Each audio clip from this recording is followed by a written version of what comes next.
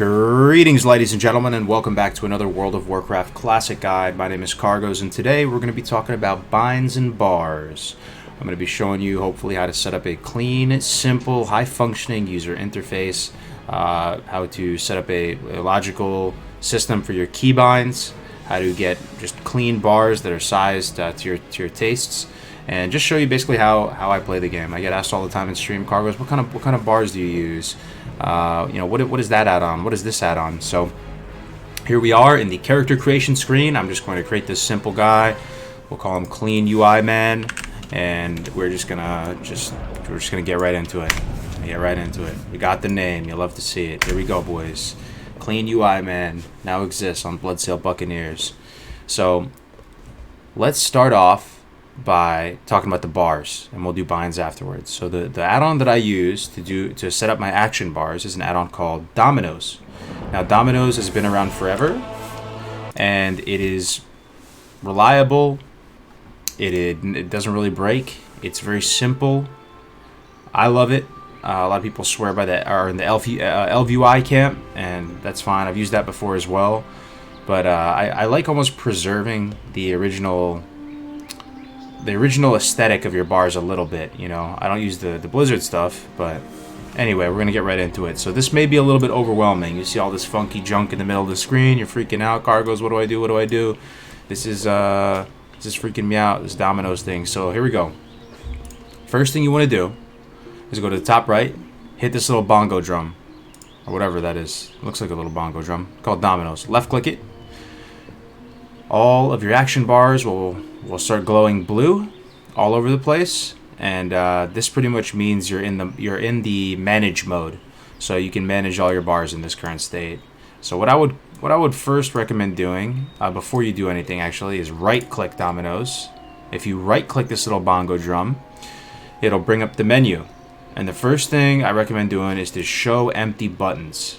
Okay, so the reason why you show empty buttons is you can see what is bound to what, and you can get a sense of what you need to move around, what you need to disable, what you need to enable, and you can work from there. So that's the first thing I would do. Then I would hit OK. Then I would left click Dominos, and I can see that these action bars up here don't have binds associated with them right now. These are still going to be useful for other things. You can put consumables up here, or things that are very sort of not time sensitive up on these bars. They're still useful to have because I pretty much use every keybind. So all these bars are all the keybinds you have access to. Anyway, so I'm going to put them up here, these extra ones for now, and I'm going to use the middle mouse button and click these with the middle mouse button. And what that's going to do is it's going to make them gray. And if they're gray, they don't play. They don't show up. This one too. Make this gray, and then you're good to go, right? So now if I exit, they're no longer there. It's starting to look a little bit better. Still pretty funky, man. Still got a ways to go. So another thing I'm going to do is I'm going to disable the class bars. Now, this could be up to your personal sensibilities. Maybe you want to keep this here, but I just bind all the class stuff on actual keybinds. Like for example, what's an example? Like the Paladin auras, for example. I throw them up on their own binds. It's just a personal thing. Maybe you don't necessarily have to do it that way, but I disable it. But you can play with it and see if you want to keep it. Anyway, also, okay. So the next thing we want to do is me personally, I put 2 of my action bars over here on the right, but I keep them kind of small because you really should memorize your keybinds anyway, so you shouldn't have to be staring at them. And I like to keep my screen as minimalist and as clean as possible. So the bars that I keep over on the right are my Alt tilde through Alt 5 and my F5 through F7, caps lock, control caps lock, shift caps lock, as well as Shift F1, Shift F2, Shift F3, Shift F4, Alt F1, Alt F2, ZX, and then some. These are my foot pedal binds, and then button 3 on the mouse as well. So this stuff, the stuff that I put over on these bars are things like buffs, things that are really not time sensitive. They have no cooldown related to them. They're just something that always exists there, and I can just kind of, I don't have to monitor them too closely, right? So this is the way you turn this horizontal bar into a vertical bar. First, choose the bar that you want to manipulate. Right-click it. This will bring up the action bar settings for that specific bar. Now you're going to go to the slider and move columns from 12 to 1. It's really that simple. See how it became one big vertical bar instead of one big horizontal bar? I'll do the same thing with this one. Right-click it. Slide it over. Right? I'm going to position them where I usually have them. I usually have this one to the right. And now I'm going to work on the scale of them. So I keep them really small over on the right. I'm going to bring it down to 70. Yeah, let's bring it down to even more actually. Let's go 60. Let's go 60. So this one's at 60. Move this one down to 60. You can make them a little bigger if you want. If you got those old boomer ate up eyes, then you know you got to do what you got to do. But now they're over there and they're chilling. They're just nestled there on the top right. They're looking clean. Looking good, right? So now the main action bars I use are these ones right here. These bad boys, these three. And I'm going to shrink these down as well. So now I have them all connected. They kind of are magnetic. You drag it towards the other one, it kind of just snaps into place. Sometimes it can be annoying, but anyway, I'm going to bring the scale down on these three down to, let's go 80. Or no, let's go 85. There's a reason why you can't make them too small, and it's so they line up perfectly with the attack bars, A bar, attack bar for your swing timer, and the portraits and stuff. So we're going to move it up to 85. Right. 85. We'll drag it to the bottom here. Make sure it's centered. It snaps to the center right there, which is quite nice. Now we're going to put the cast bar down there as well. Now as a warrior, maybe not the biggest skill in the world, but stuff like bandage, still cast. We're going to shrink this down as well. I'm going to shrink down the height. I like the length a little bit, but I want to shrink down the height. So again, you just do that by right-clicking it. You can see there's some other options in here as well. Pet bar is a non-factor for the warrior, but just as a standard practice, what I like to do is I might like to make it a little block, like on a hunter, because I want this to apply for hunters too. So you manipulate the columns a little bit so it looks like kind of like a little block, and then you can shrink it down to whatever you want. Sorry about my dog. Very high production value guide over here. Sorry. Alright, now we put this thing, roll in the middle of the screen. What is this roll thing, you might ask? This is if a green drops, a blue drops, and you want to roll on it. It'll pop up right in the middle of your screen. I like it right center, right center stage. You know I'm a goldfish, right? So if it's off and somewhere else, I might not be paying attention to it. I'll put the vehicle thing down here as well. This is if you're on like a griffin or a wyvern and you want to get off at the next stop. You know, you hit that little red arrow, so that's kind of useful. And that's pretty much it. Okay, the other aspect of this, you can't really see it because my camera's covering it, but there's these bags and menu. So I like to shrink these. I also kind of optimize my UI around the stream so it looks, you know, I put the chat right over the menu and bags, and I keep the chat all the way over behind my webcam so that the chat is private, right? If there's something in officer chat, it's, you know, people talking shit, you know, you gotta can't be blowing up the spot like that. So I'll shrink it down to like 80 for both. Something like that. So it lines up nice with the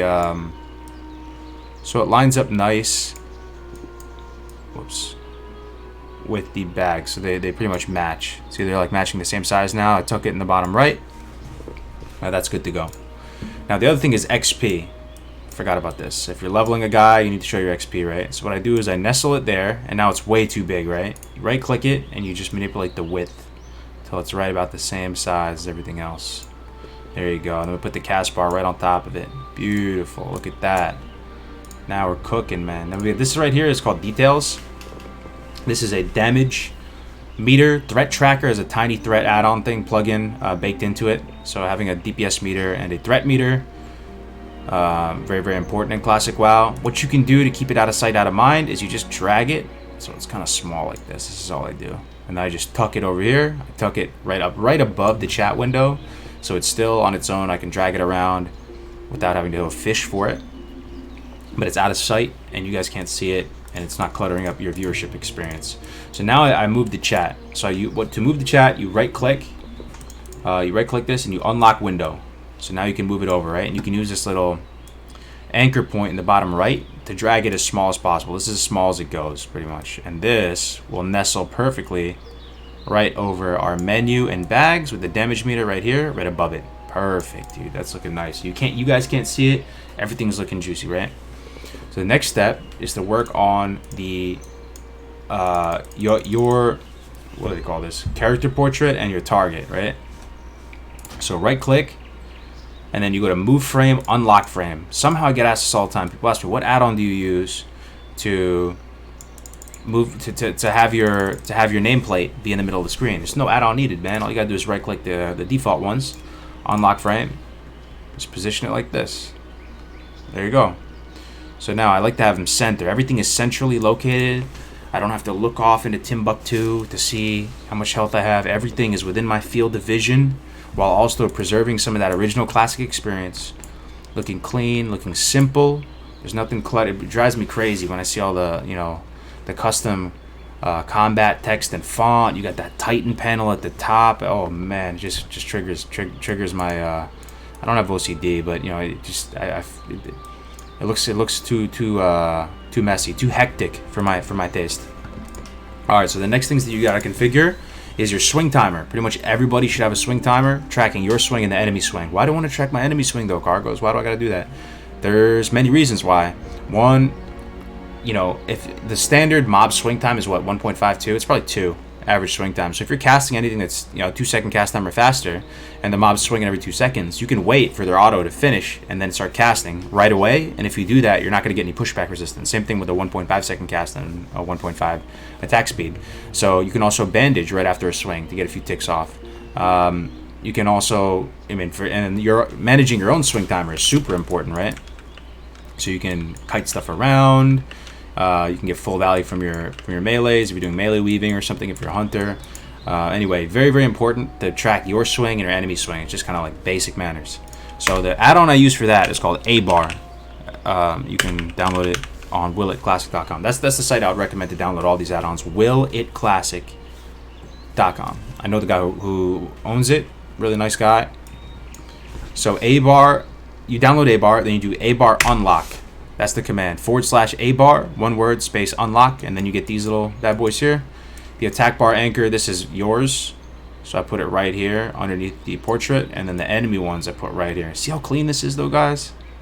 So nice, everything's centrally located. I'm gonna move it down a little bit because you wanna enable target to target as well, and you want it to not overlap the target to target. We're in good shape, boys. It's looking decent. Is it pixel perfect? I hope so. It might be a little tiny bit off. Then we're gonna lock the A-bars, /A-bar lock.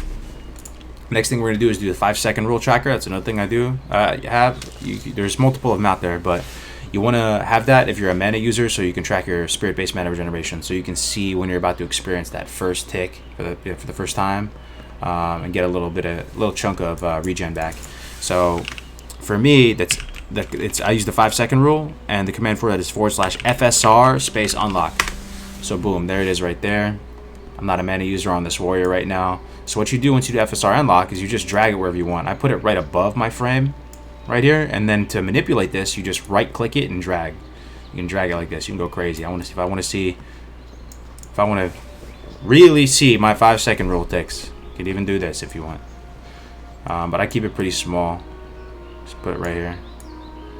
And then once I lock that, can't see it anymore. So /FSR lock. Boom, good to go. Let's test it out. Oh, we also want to enable auto loot. Where's auto loot? Auto loot. You can enable floating combat text if you want. I personally don't. What else? What am I looking for? Raid profiles is another thing too, man. We should try and do some raid profiles. We'll do that in a second. Target to target. Target of target. We gotta put that on. Show target of target. Alright, it's already enabled. Sweet. So if I attack this young wolf, let me zoom out. He's gonna be targeting me, right? So I can see who he's targeting there. So I want to make sure that the A-bar is below the target of target. So that's looking pretty good right there. You can move it down a little bit more if you want. But now if I swing at him, there's my attack, there's my my weapon swing timer, and there's his. So if I had like a 2-second cast, he has a 2-second attack speed, right? I could wait for him to swing and then cast like a wrath or whatever it would be right after, and I would experience no pushback resistance. It's a nice little thing. So we'll go ahead and polish him off now. And I think that's pretty much it as far as the layout of action bars go. we'll do raid frames. Let me invite this guy real quick. Hey man, can I in you for 30 seconds?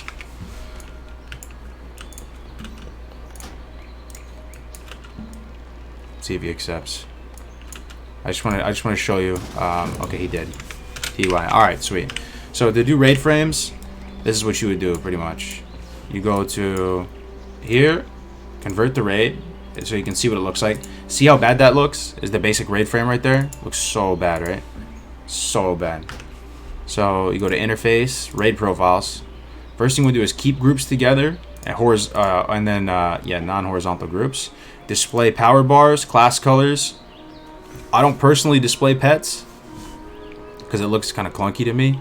Maybe I should. Maybe that's what the power gamers are doing. I keep them as small as possible, and then pretty much you can just drag them around. Once you unlock it, you can drag it around. You can move these little points here, and you drag it around and put it wherever you want. Right? You want to put it somewhere near your. You want to put it somewhere near your portrait and all the stuff you're looking at, right? If it's off in Timbuktu in La La Land, top left corner, it's not going to be that effective, right? The other thing is I got to disable the borders on it, I'm pretty sure. Interface, raid profiles. Yeah, uncheck the display border. There we go. Love to see it. So see, it looks a little bit more clean now.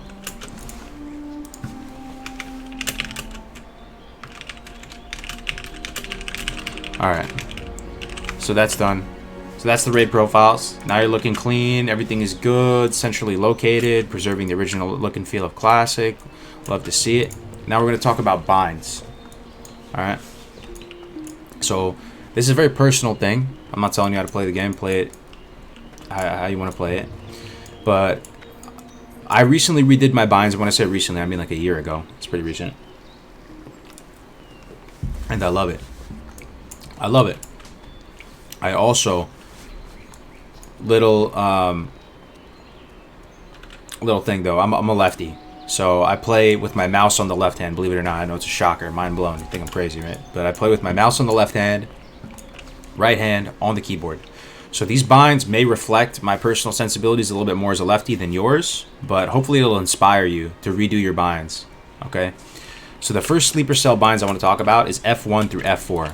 These are some sleeper cell binds, let me tell you. If you have a big hand or you just have a small keyboard, they're compartmentalized. So they're off in their own department. They're off in the marketing department right there. Everything else, 1 through 5, that's all the sales department. F1 through F4 is off in the marketing department. F5 through F8, that's the HR department right there. It's not that time sensitive, not that, like you can put stuff that's not that important to press in a hurry over there and still have them compartmentalized.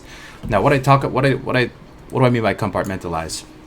Physically, the keys are in their own little compartment and section and are right next to each other, and you can assign some sort of category of spell or ability or item class to that compartment. And it makes it easier, especially for us goldfish out there, to remember what binds do. So, and another thing I would really recommend is to have a whole action bar. This is vanilla WoW. It's World of Consumable Craft. A whole action bar dedicated towards consumies, trinkets, engineering devices, potions, all that type of stuff, and have it be prio. All the time I see people PvP, and they have all their important consumables like grenades, bandies, potions, swiftness potions, all off in La La Land over, not even bound sometimes, and they click it. It's some of the most important stuff in the game.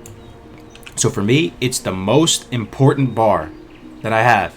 Is my consumable bar. It's at the top here. It's the closest in my field of vision. It's the thing that I see first and foremost, pretty much. They're all pretty equal value here, these 3 bars, but it's my F1 through F4, Control F1 through Control F4, and Shift tilde through Shift 3. The Shift tilde through Shift 3 isn't as cohesive. Like if it was going to be super cohesive, maybe I'd put Shift F1 through Shift F4 here. So everything on the top bar here is related to the F1 through F4 keys. That might actually be the play, and it's a consideration for me. I might redo it that way.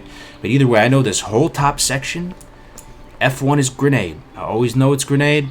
Always going to be grenade. F2 is bandage. Always going to be bandage. Forever bandage. F3 and F4, trinket slots. right? Trinket. Control F1 through Control F4. This is a set of consumables, like engineering consumables and stuff. And Shift tilde through Shift 3. This is my set of potions. So I have 4 high-value binds at all times dedicated to potions, you know, engineering, all this type of stuff there. So that's the first kind of keys.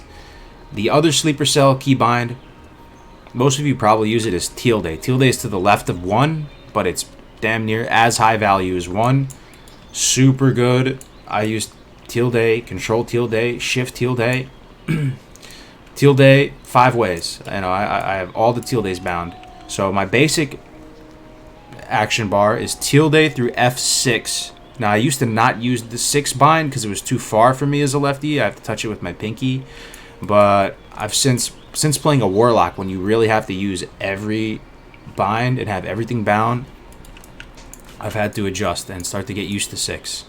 So I have tilde through 6, QERTY. So Q has always been interrupt for me. It's right where my index finger is always at. Super time sensitive thing to use when you have to interrupt something, like you have to counterspell, you have to kick it, you have to bash it, right? So Q is always bash for me, and E is always some sort of control. So you come up with this mental system for your binds. E could be polymorph on the hunter. It's concussive shot. You know, it could be rank 1 frostball. It could be whatever you want, but that's just my own personal system. Then I have RT and Y.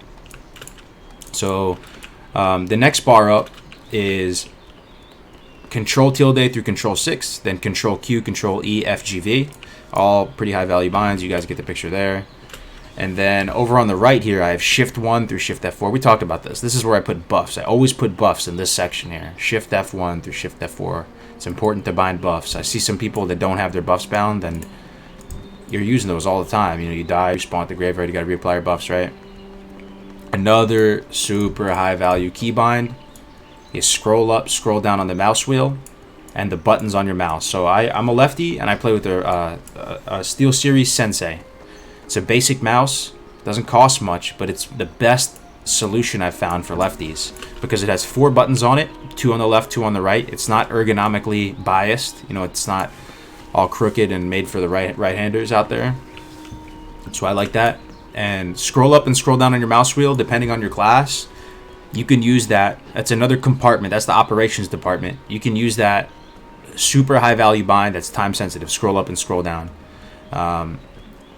Yeah. So what do I have bound to push? My foot pedal binds. I have push to talk and mount. Those are the 2 things that, again, another compartment. It's something that you oftentimes can't find good space for. So that's what the foot pedal binds are. Another sleeper cell bind is caps lock. You don't need to talk in caps. You don't need to use proper punctuation and shift everything up. You don't have to. I mean, you could find another way to do it, but caps lock is really juicy. It's this big fat keybind right there, right next to Q and A, and you can do caps lock, control caps lock, shift caps lock. So for my warlock, that's how I apply curses. The different type of utility curses, like elements, recklessness, curse of shadows, things like that. On my hunter, I control the pet with the mouse.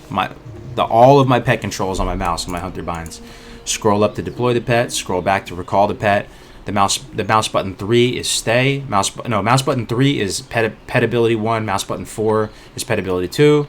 The top left button on my mouse, it's hard to explain, is stay. I have three pet abilities bound and stay. Scroll up and down to deploy and recall. That's that pretty much. So I think that's it for this video. One thing that I'm slacking on is I need to get a bag add-on though. I've never got a bag add-on. Should do that. Let me look at my add-ons. Since we're talking about add-ons, it's probably the only add-on related video and UI video I'll ever do. So what else? If you're a druid, get Druid Bar Classic. Super essential. I mean, that's for the 3 druid players out there watching. You probably already have it though. Let's see here. That's probably it. Weak auras. Yeah, I mean, get a shot timer if you're a hunter. Vendor price, huge. Everybody should get vendor price. Think about how many quests you do, how many items you see in your bag. You want to see how much that stuff is worth, but you're trying to delete stuff out of your bag. Auto turn in, another huge one. Details, like I said, is the cast bar. I mean, details is the damage tracker. And I think that's pretty much it, guys. We talked about 5-second rules, swing timers, Hopefully I'm not missing something right after I upload this video. But that's it for this video, guys. I hope you enjoyed it.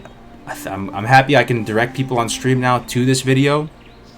Last thing I remembered. Nug running. So I can't really demonstrate it on this warrior, but the dot timer I have in the middle of the screen that shows all the dots ticking, and it shows like, you know, so you can make sure you get the last tick off. And it's on stuff like Curse of Agony, it's super important because it deals all of its damage in those last 4 ticks. I use a dot timer called Nug Running. I think it's a good add-on for every class. Let me see if I can find it. Nug Running, here we go. NUG Running. It's good for every class. It'll track lots of useful cooldowns. So pretty much whatever class you're playing, I would download Nug Running for it. And that's pretty much it, guys. So I'll see you in the next video. I'll see you on stream. Have a good one. Peace out.